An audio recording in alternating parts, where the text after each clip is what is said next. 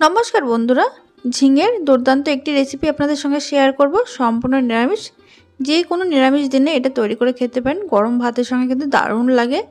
দেখুন, ঝিঙের এই রেসিপিটি তৈরি করার জন্য এখানে আমি হাফ কাপ ছোলার ডাল আর মটর ডাল 3 থেকে 4 ঘন্টার জন্য জলে ভিজিয়ে রেখেছিলাম।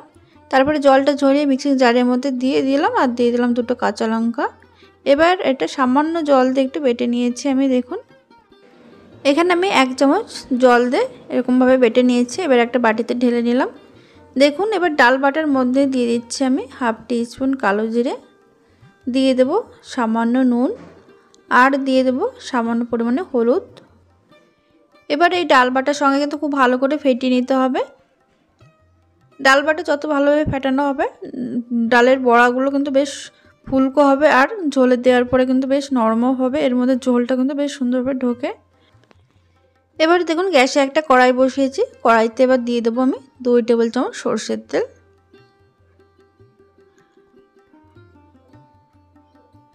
তেলটা ভালোভাবে গরম হয়ে যাওয়ার পর এর মধ্যে দিয়ে দিচ্ছি ডালের বড়া। বড়াগুলো কিন্তু আমি একটু বড় বড় করে বানিয়ে নিচ্ছি।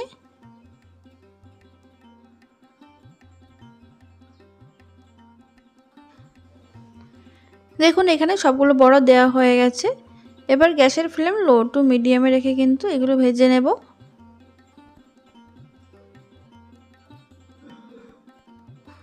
এক পাশটা ভাজা হয়ে গেলে কিন্তু আরেক পাশটা এইভাবে উল্টে দিতে হবে।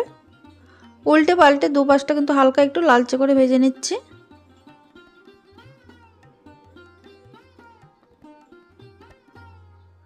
বড়াগুলো কিন্তু খুব সুন্দর করে ভাজা হয়ে গেছে। এবার এইগুলো তেল থেকে তুলে নিচ্ছি।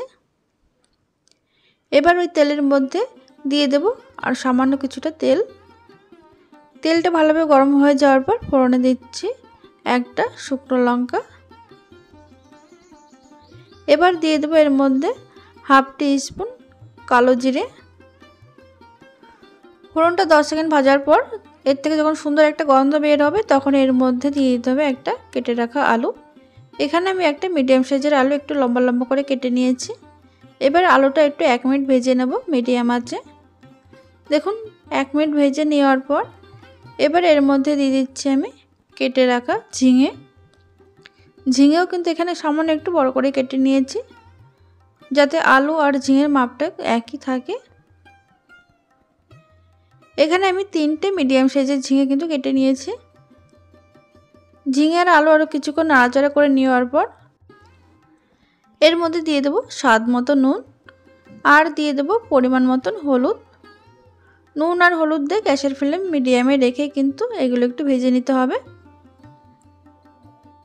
এখানে আলু আর ঝিঙেটা ভাজা হতে হতে অন্যদিকে একটা আমি মশলা তৈরি করে নেব। দেখুন, বাটিতে নিয়ে নিচ্ছি আমি পোস্ত। এখানে নিয়ে নেব আমি 2 টেবিল চামচ পোস্ত। এবার এর মধ্যে দিয়ে দিচ্ছি আমি সাদা তিল 1 চামচ, দিয়ে দিচ্ছি হাফ ইঞ্চ মতো আদা কুচি। এবার এর মধ্যে দিয়ে দেবো একটা কাঁচা লঙ্কা। এবার এটা জল দিয়ে মিহি করে বেটে নিতে হবে। এদিকে দেখুন, 1 থেকে 1.5 মিনিট আলু আর ঝিঙেটা ভেজে নেওয়ার পর একটু নরম হয়ে গেছে ঝিঙেটা। এবার এর মধ্যে মিশিয়ে দেব বেটে নেওয়া তিল আর পোস্তটা দিয়ে দিলাম। দিয়ে গ্যাসের ফ্লেম মিডিয়ামে রেখে কিন্তু আলু আর ঝিঙের সঙ্গে খুব ভালো করে এটা কষিয়ে নিতে হবে।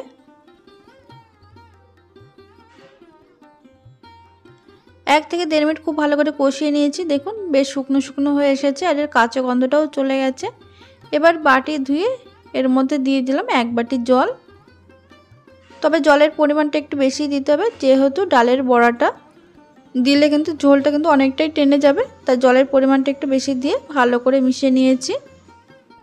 গ্যাসের আঁচ মিডিয়াম টু হাইতে রেখে এটা কিন্তু 1 থেকে 1.5 মিনিট খুব ভালো করে ফুটিয়ে নিতে হবে। ফুটিয়ে নেওয়ার পর এর মধ্যে আমি দিয়ে দিলাম ডালের বড়াটা। ডালের বড়াটা দিয়ে খুব ভালো করে মিশিয়ে নেওয়ার পর এর মধ্যে দিয়ে দিচ্ছি আমি সামান্য একটু চিনি। চিনি দিলে এর টেস্টটা কিন্তু ভীষণ ভালো হয়, যেহেতু নিরামিষ রান্না, তাই অল্প পরিমাণে চিনিটা দিয়ে ভালো করে মিশিয়ে নিতে হবে।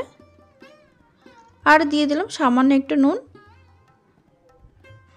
ভালো করে মিশিয়ে নেওয়ার পর দিয়ে দিলাম চেরা কাঁচা লঙ্কা। এবার এটা ঢাকা দিয়ে মিডিয়াম আঁচে এটা 4 থেকে 5 মিনিট কিন্তু রান্না করে নেব। 5 মিনিট পর আমি ঢাকনাটা খুলে নিয়েছি। মাঝে কিন্তু একবার ঢাকনাটা খুলে একটু নাড়াচাড়া করে দিয়েছিলাম। এদিকে কিন্তু আলু, ঝিঙে আর ডালের বড়াটা কিন্তু খুব সুন্দরভাবে সিদ্ধ হয়ে গেছে। দেখুন গ্রেভিটা কিন্তু ঠিক এরকমই থাকবে, কেননা ঠান্ডা হওয়ার পর কিন্তু আরেকটু টেনে যাবে। এবার উপর থেকে দিয়ে দিলাম 1 চামচ কাঁচা সর্ষের তেল, দিয়ে ভালো করে মিশিয়ে গ্যাস অফ করে ঢাকা দিয়ে 2 মিনিট রেখে দিলে একদম রেডি হয়ে যাবে গরম ভাতে খাওয়ার জন্য ঝিঙের দুর্দান্ত একটি রেসিপি। ভালো লাগলে লাইক আর সাবস্ক্রাইব করে পাশে থাকবেন।